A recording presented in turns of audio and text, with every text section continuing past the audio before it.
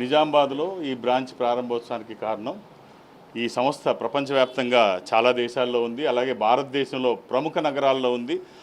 తెలుగు రాష్ట్రాల్లో కూడా ప్రముఖ నగరాలకే పరిమితమైంది. అలా కాకుండా ఇప్పుడున్నటువంటి పరిస్థితుల్లో మేము టీవీ ఛానల్స్లో కూర్చుంటే గంటలు హాఫ్ అన్ అవర్ ముందు కూర్చొని చూసేటువంటి పరిస్థితులు ఇప్పుడైతే సన్నగిల్లాయనే చెప్పొచ్చు. ఇప్పుడంతా రీల్స్కి అలవాటు పడిపోయినటువంటి రోజులు.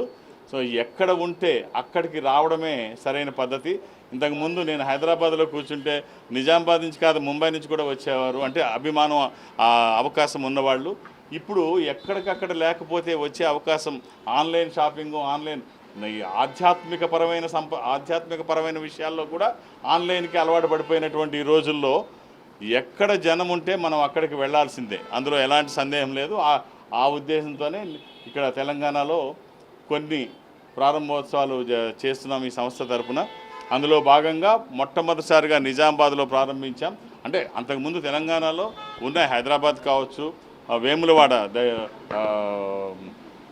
రాజన్న సన్నిధిలో వేములవాడలో ఉంది, హైదరాబాద్లో ఉంది. ఇప్పుడు నిజామాబాద్ ప్రారంభం అవుతుంది.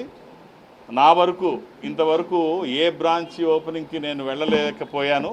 మొట్టమొదటిసారి నిజామాబాద్ ఓపెనింగ్ కోసం ఇక్కడికి రావడం జరిగింది. ఇక్కడి నుంచి తెలంగాణలో ప్రతి ఓపెనింగ్కి నేను రావడానికే ప్రయత్నం చేస్తాను.